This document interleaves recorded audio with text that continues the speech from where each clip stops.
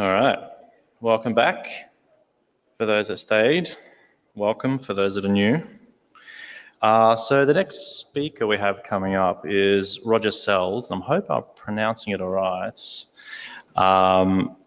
And this one's a virtual speaker, so it's pre-recorded. So unfortunately, I won't be able to take any questions. I think time zones are not really friendly. So this one's Hack for Hire, Defending Against the Fake Empire.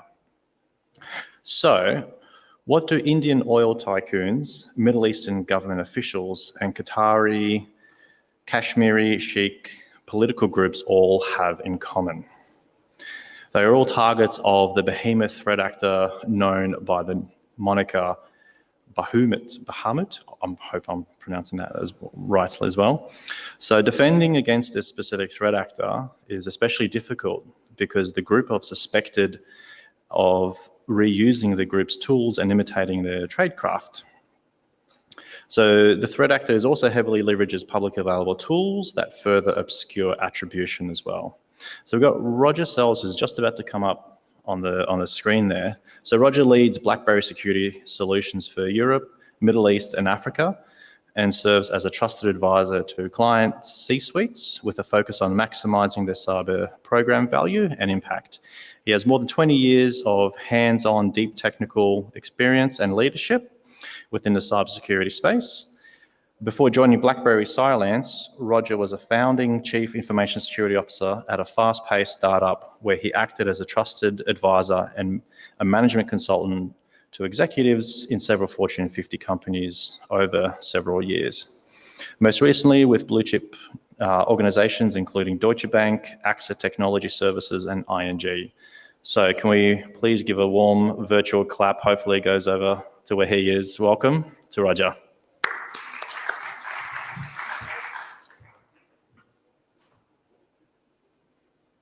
Hi, good morning, everyone, and thank you for joining my session regarding BAHAMUT. It would have been great to be there physically with you or even live, but I hope you enjoy the presentation regardless. So today I have the honor of presenting the research that our team did regarding this threat actor. And I need to first share some historical context with you because different groups and organizations have actually written about this threat actor. And through our research, we've been able to go back to previous campaigns, even ones that weren't attributed, and link all of them together to this one threat actor. So the beginning few minutes might seem a little confusing, but this all started back in 2017. So I'll guide you through that. But essentially, I want to give you that context, show you how the targeting of the threat actor evolved, and why this makes us believe that this is a group that is offering services either to governments or crime groups to perform different operational campaigns in different geographical regions. And then we'll look at their exceptional tradecraft across a number of domains. Quick note on my background. I have 20 years of experience in cybersecurity. I come from penetration testing, red teaming, incident response, have a degree in reverse engineering, though I don't reverse engineer on a day-to-day basis. And then the last 10 years have come into organizations that had a crisis of security leadership, helped restructure the security programs, and in my last role before joining BlackBerry, I was the first CISO at Dark Matter. So I set up the security teams there. What's interesting is that I'm in a way tied to BAHAMUT in that, well, one of the previous researchers that wrote about BAHAMUT in his Windshift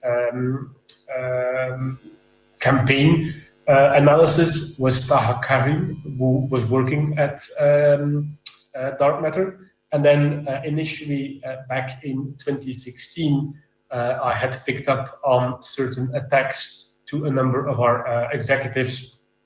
And then later on, when Taha joined the organization, I had flagged a number of things to him, which led Taha to, I think, follow a number of breadcrumbs. So I definitely saw BAHAMUT from the CISO seat, and that was pretty impressive. Now, a thing I cover with a lot of clients and have been discussing is that we're seeing a lot of chaos in the cyber realm that is coming from an accelerated pace of change, of technology adoption, interconnectivity or hyperconnectivity, but also stems from geopolitical tensions. More and more states are investing in offensive security campaigns. We also know that the offensive investment by cybercrime groups has reduced the barrier to entry, because now you can get all of these elements of a successful campaign as a service, even the initial access, the malware, ransomware, tools to avoid detection, and so on and so forth. What's interesting, though, is that the geopolitical tension is maybe never as emphasized as through the observing of the campaign of BAHAMUT. And BAHAMUT as an actor is very well resourced, has exhibited exceptional tradecraft. They've been extremely patient. We've observed cases where they were performing recon and patiently waiting for an opportunity to strike for over a year. They've developed a methodology that is using fake news, fake applications, to even profile the behavior of their targets, and then they lure them into social media profiles that disseminate links to phishing infrastructure or to malware websites, and they even had malicious apps. But all of that expertly crafted, and then a last thing that is pretty interesting is that they respond to detection and analysis, both in real time as well as when a report is published. Now, regarding the name, and by way of introduction, let me read you the actual introduction from the report. BAHAMUT is the name given to a gigantic sea monster that helps hold up the earth in a Genesis story that is Arabic in origin, and the story of BAHAMUT is included in Edward Lane's Arabian Society in the Middle Ages. An excerpt of Lane's translation appears in Jorge Luis Borges' book of Imaginary Beings, and Borges likens the behemoth to the biblical behemoth, a creature so immense that human eyes cannot bear to look at it. It's also the name given to a cyber espionage threat actor by researchers writing for Bellingcat in 2017. And they chose that name and description in lieu of any personally identifiable information or even descriptive identifiers within the campaigns. And the researchers mentioned in the same breath that they had a constant struggle to attribute attacks to the groups. And that's something that we can really relate to. Over the years, organizations such as Amnesty International, Kaspersky, Trend Micro, Symmetria, Dark Matter, ESET, ForcePoint, Symantec, Palo Alto, and so on and so forth, Microsoft, Cisco Talos, and so on and so forth, gave a different view of BAHAMUT, even at some point attributed some campaigns to other actors. But we have been reviewing this extensively and have found sufficient evidence that ties all of these together to the same threat actor. Now, in terms of where they operated, they had two zones that they were mainly active in or focused on, which were South Asia and the Gulf. And then they had more opportunistic and different campaigns across North and Eastern Europe, Africa, a little bit in China. Well, that's actually not well indicated, but it changed over time. And historically, and initially in 2017 and so on, they were mostly focused on political campaigns, more targeting individuals, especially diplomats, and I think organizations involved with the United Nations, foreign affairs ministries. They were always avoiding targets in the United States, and they were focused on South Asia, specifically India and Pakistan. With then, as I said, a number of campaigns in either China or Northern and Eastern Europe. And then later on, they started adding campaigns where they really went after government agencies, private organizations as well.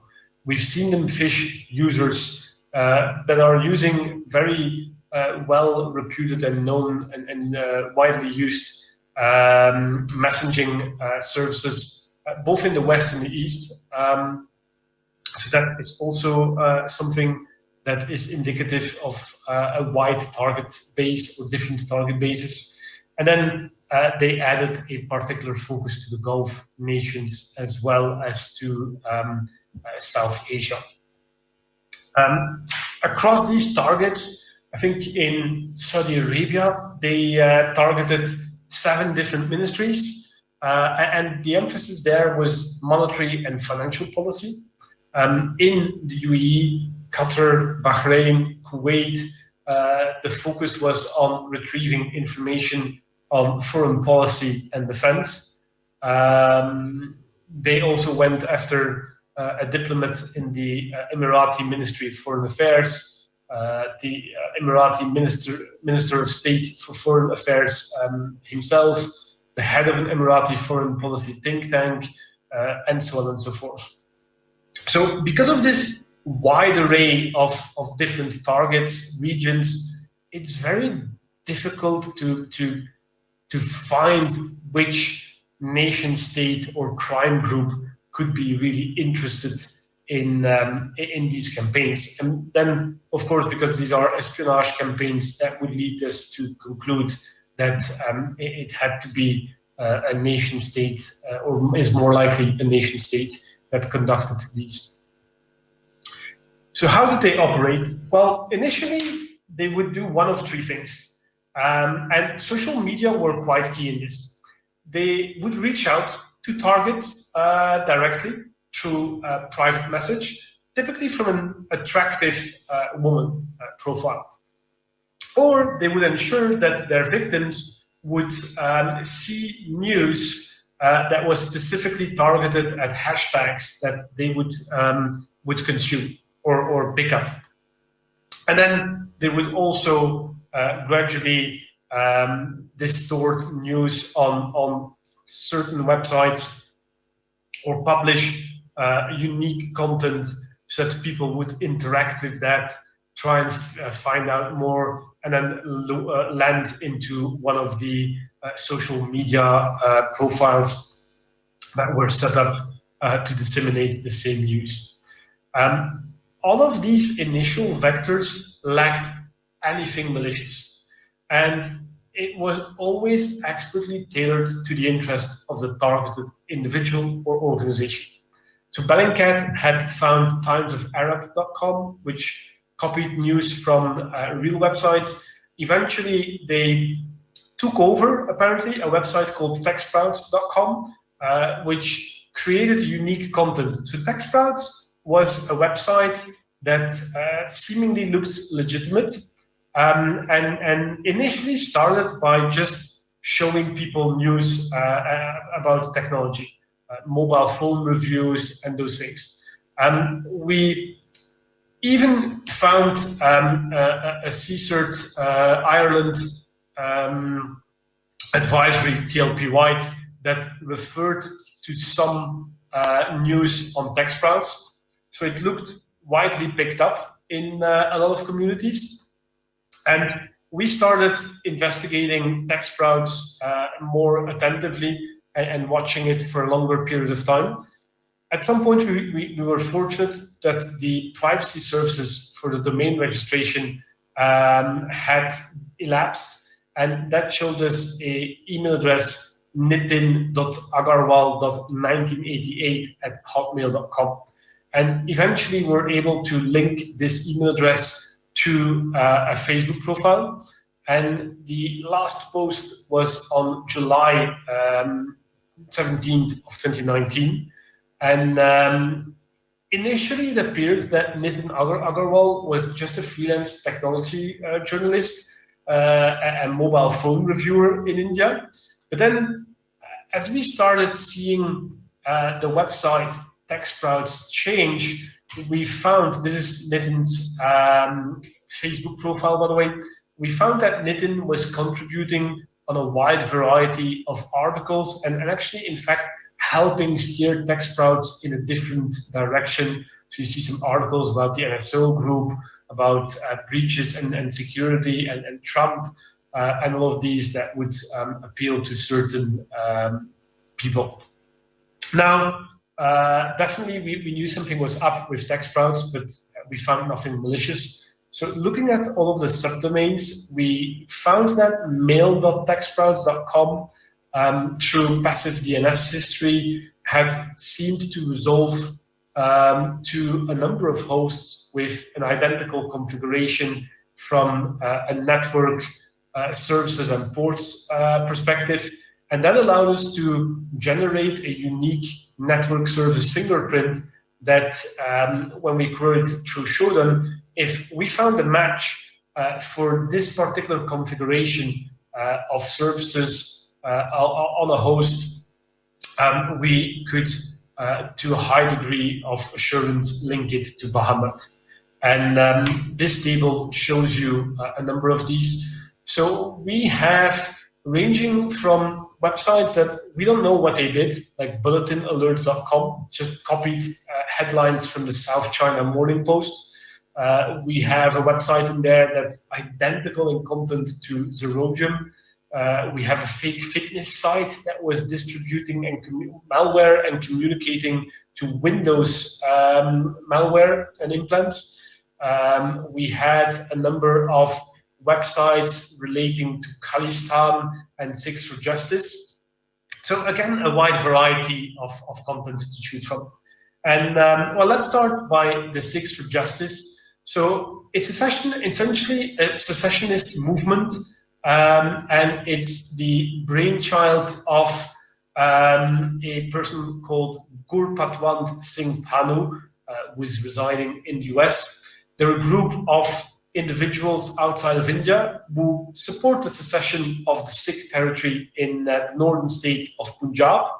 The intent is to recreate the original Sikh-held land that predates the partition of India and Pakistan in the 40s. And the territory is referred to as Khalistan. And it crosses the modern-day border into part of Pakistan, where the Sikh guru who founded the religion is from.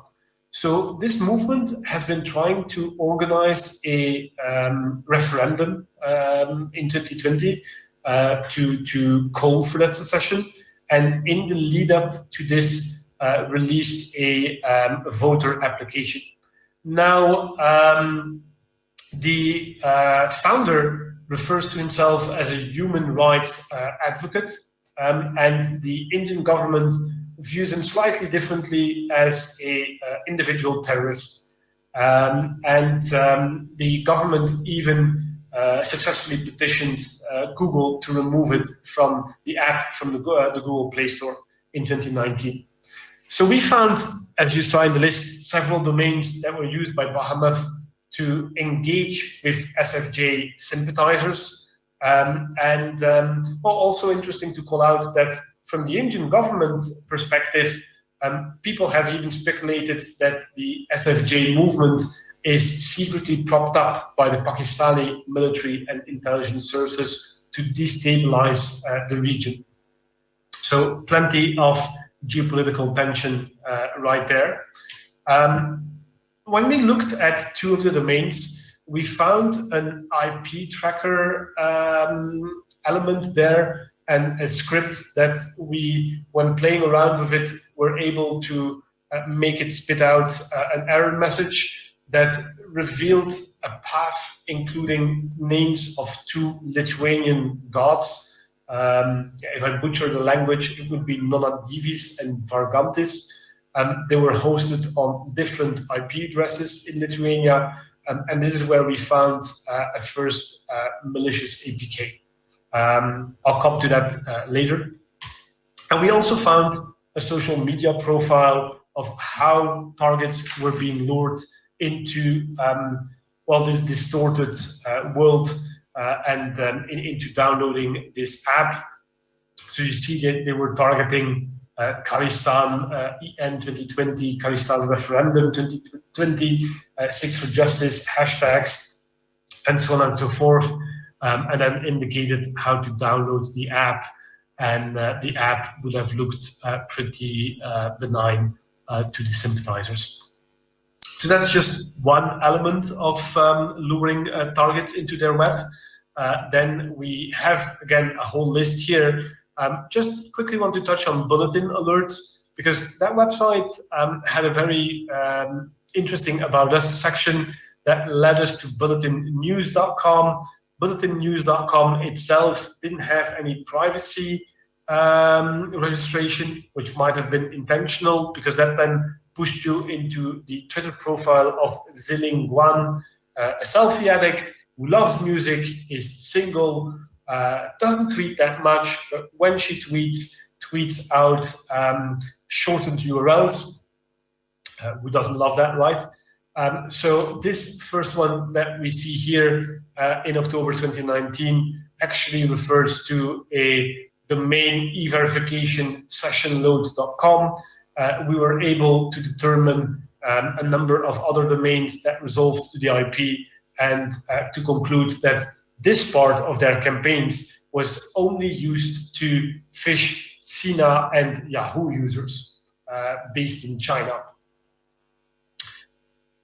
And at this point, I think it's worthwhile to just continue the analysis by looking at these apps. So we saw through the SFJ fake social media apps that we were able to find these websites. We were offered a fake or malicious application. Now, in terms of these applications, they were extremely well designed, and they had fully functional websites. Legitimate URLs, the disclaimers for privacy and terms of conditions were extremely well written. Nothing would tip you off that these applications weren't in fact actual applications. And they had a wide range of functionalities, ranging from a Ramadan prayer timer to a call recorder, media players, voice over IP applications, password saver app. We'll look at that in detail. And we eventually were able to determine that these applications had backdoor capabilities to enumerate files, access contacts, track people with GPS, and upload files to a remote server. So we also found some of these applications by looking at other research. So Trend Micro's your page research in particular led us to some Android apps, and through Mercer, Rasconiers, and Williams, Cisco Talos blog posts, we were able to actually find a number of iOS applications. I think they indicated side-loaded applications, but we were able to find some that were active on the store, on the App Store. Interestingly enough, these apps bypassed static code security safeguards. Here you see one of these websites, very clean looking, very normal for what you'd expect for a video player to have and showcase. You see here terms of services, privacy policy. All of these are real or look real. Now, we found some that were still live as we were compiling the report. The Ramadan prayer app seemed to be launched in Saudi Arabia and to be region locked to Saudi Arabia and the UAE. the call recorder, and actually the other 5 apps that we found that were live. Sorry, the other 4 of the 5 that were live had about 1,000 plus installations at the time that we observed them. But we couldn't figure out which regions they specifically were for, because these were more broad in nature and could have attracted a more diverse target set. We also even found outside of the Play Store, by again referring to our unique network service fingerprint, a number of websites distributing APKs. A very interesting one was this one that had a Toys for Islam social media profile that was specifically targeting weapons enthusiasts. And I guess if you were to fish or target military personnel, intelligence agency personnel, law enforcement in general, yeah, you might find some people would be open to installing such an application. So in terms of iOS applications, they made an OPSEC mistake, again, with that unique service fingerprint, which led us to uncover a number of websites that were involved in serving also up links, and then helped us find some of the apps that were live on the App Store. And some are linked there. Interestingly enough, in terms of iOS, there were no political overtones. The messaging and targeting seemed more broad, with the exception of a Ramadan prayer application or voice over IP applications that were very specifically targeted to bypass restrictions in countries like the UAE. But what stood out even more is that there was a file manager and a password saving application that were also offered. And I want to just highlight these well-designed websites again. Here you see yet another application. Why wasn't this discovered? Well, because the websites were well made and because the apps worked as advertised. So that really helped. I think also there have been a number of hurdles for researchers to identify and analyze the applications, not just malware. So it's been historically more difficult to perform this on iOS. That's just an ecosystem thing. And Apple has started to address some issues from the user perspective by flagging abnormal behavior. We've all seen these updates, or by indicating where privacy is harmed, which permissions you're actually giving an application. So I think these are good evolutions to help at least the security community gain a better understanding of some things that were happening. But even then, if you look at the password saver application, so it saved passwords and allowed to autocomplete them on a number of websites that I've listed on the right on this slide. There was nothing apparently malicious in terms of functionality and a casual look in the app. The app resided in the root of the IPA package. Strings were being encrypted and stored. Encryption was using AES in CDC mode with a 256-bit key. And it's only when we started to look at the encryption and decryption routines that we find a function called generate random IV16, which actually never returns a random IV, but always returns a fixed string, which ultimately leads to the encryption being completely reversible. So that's one issue. Also, to do the encryption, the final encryption and decryption, they were using benign system libraries. So here, the column cryptor library. And the rest of the application really consisted of standard libraries, except for a custom method to derive the AES key during the decryption process from an MD5 hash of a particular string. and the app worked as advertised. You were effectively storing your passwords encrypted in the app. Just again, the passwords were reversible, and well, euphemistically, we could say your passwords were also being backed up to the cloud at the website passwordsaver.com, which was under BAHAMUT's control. And the funny thing is, users had been told,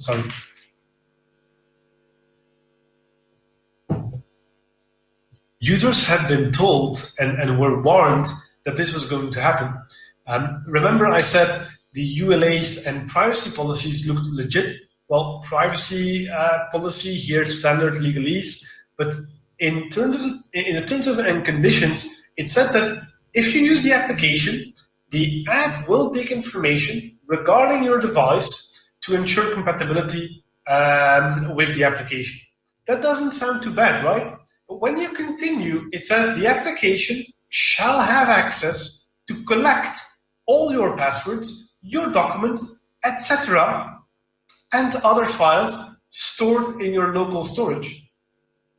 And people said, yeah, that's entirely reasonable functionality for a password saving application. I'll go ahead and click yes. So obviously, I mean, you don't need to hack your victims if they're just giving you their passwords and then just giving you the rights to just siphon all of the data from their device.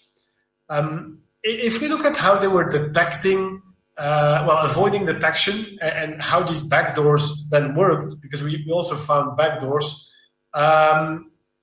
they, interestingly enough, were not, made sure not to be detectable and looked at malware repositories to see that, okay, their techniques used were still not being picked up on. As we said for the iOS, but it's applicable for Android as well, main parts of the application were completely legitimate. They used either Android or iOS benign libraries to cloak the underlying activity, especially from static detection. They used very normal ways of encrypting the network traffic, in this case AES in CVC mode. They stored the AES encrypted or encoded, hex encoded strings in normal parts of the application, sometimes also in the resource section. What happened is that keys were sometimes stored in an icon, so that was quite interesting, or derived from strings in an icon. And eventually we found that there were 3 common keys that were being used on these externally hosted apps, which we were able to retrieve, and then also determine that, yes, these apps were made by the same groups, because when they published them, even the publisher of the apps were unaffiliated and looked like they were distinct from each other. Oh, and maybe I should highlight, they constructed network callbacks by appending the destination to a base URL. In terms of functionality, the app actually allowed the C2 servers to instruct it to load additional functionality later on by loading additional DEX files in the case of Android. The keys were static for decryption, and as I said, sometimes hidden within the icon file, which would maybe not be picked up by analysis. In terms of backdoor functionalities, very interesting, looking for specific file types that could be uploaded. Then the normal functionality you'd expect on these platforms, accessing the context, call records, audio, video, but then also tracking the GPS location. which is somewhat more ominous. And then in terms of their operational security, as well as these phishing campaigns, what was very interesting there is that all phases of the attack, be it from phishing, credential harvesting, distributing malware, and communicating with the implants, are separate. The infrastructure to operate the malware for Windows, Android, iOS, they were all separate. So there was no IP crossover. They used over 50 different hosting providers. And that's also because I think in the past they had noticed that researchers, including Bellingcat and others, had actually seen that, okay, we found domains registered with specific email addresses, or it's always ending on domains that are mail.ru, or they are always hosting in country X or Y. So based on how they had been discovered and how various aspects of their campaigns have been tied together, they adapted. And interestingly enough, this was after the fact, but we had a number of cases that we saw where they were even trying to ascertain if somebody was actively looking at them by luring people into what seemed to be some kind of decoy websites, that if that was hit, they knew that a part of that campaign had been blown and they would need to burn the infrastructure and start all over again. That infrastructure was sometimes very short-lived. So it appeared on a weekly basis that they were adding new infrastructure. It sometimes was only used for a specific campaign or one specific target, and then never used again. Some of the operations more in a general nature or of a general nature ran for years, and others were only observable for a few hours. And we got really lucky a couple of times that we were able to pick these up. The credential harvesting was across the map. All of the traditionally used email services and messaging applications in the West, as well as in the East. And interesting to call out that they went after the personal email addresses of their targets more than after their corporate email addresses. And then they stole passwords from there, tried to gain access to systems, and so on and so forth. There are some phishing examples that are still live, and then you can find that the websites were really well made. They, in their phishing, used a lot of URL shorteners. They even made one of them of themselves. And we saw that foremost, they used one that redirected into a URL that would do some device fingerprinting, geolocation type of device, and then from there would redirect onto a Phenom-hosted domain. This is something that Taha Karim alluded to in his Windshift research. And then they would actually lead to an attacker-controlled domain to make you download an application or actually exploit zero-day vulnerabilities. So it was a multi-stage attack. We found a number of these websites and their targets. What's interesting is that if you went directly to the base URL or to the IP address, you would probably land at a Google or Apple error message and probably think that, nothing was going on there and that it didn't merit further analysis. So they had planned that quite well.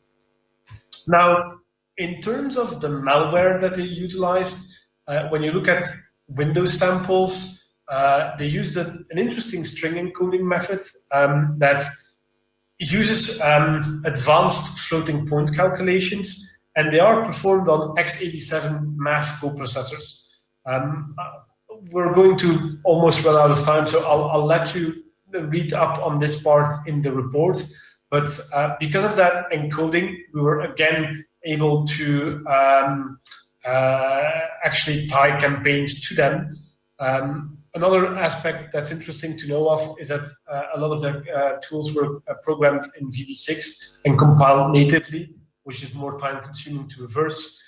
They were checking for forensic and malware analysis tools on the client, hex editors, HWWorks, IDA, OllyDBG, WinDBG, Wireshark, and so on and so forth to avoid detection.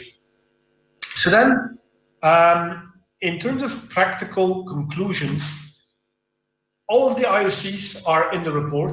I think it's the last 10 or 15 pages, but I think it merits as an industry that we really start thinking about the state of mobile security, because we have clear gaps there that adversaries haven't been abusing. So I think using an EPP that's not purely signature based on a mobile platform is key, and then having EDR or even XDR covering your mobiles so that attacks can be seen, can be correlated with other telemetry from network is quite key. Of course, ingesting threat intelligence as it gets disseminated is also key. But then I think on that note, the wider challenge is we've seen that more than 12, 13 different security groups have actually observed parts of their campaigns. Silence in the past also released a report on the white company that actually was BAHAMUT. So even security researchers at these firms didn't have the full visibility. So I think it illustrates that for enterprises, building these capabilities in-house is going to be extremely time-consuming, extremely difficult. So my recommendation there would be partner with a firm that has this expertise and has real-world proven experience in tracking these groups. And then, of course, it emphasizes, again, the need for a zero-trust model.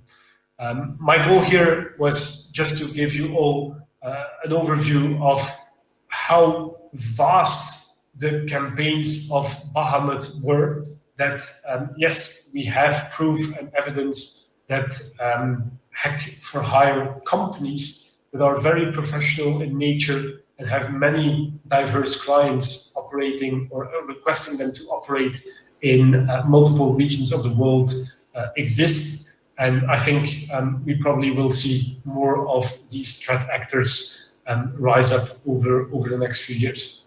Thank you for your time. Enjoy the rest of the conference. Have a great day. Hopefully he can hear us. So unfortunately, that was a pre-recorded session, so we don't have him on Zoom, so there's no opportunity for questions. Some of the sessions are in the Zoom kind of format, so there will be the availability to ask questions, and that's going through the events app that is available for download. You can go in a little Q&A section, and I pop it up on my little iPad and ask a question. Right, so we are about to break for lunch. I don't know about you, but all this learning is making me hungry. So let's break for lunch. So if we go into the event space or the vendor hall, that's where all the lunch is going to be served, and you can kind of get in amongst all the vendors and thank them for their contributions to making this a fantastic event. Thank you.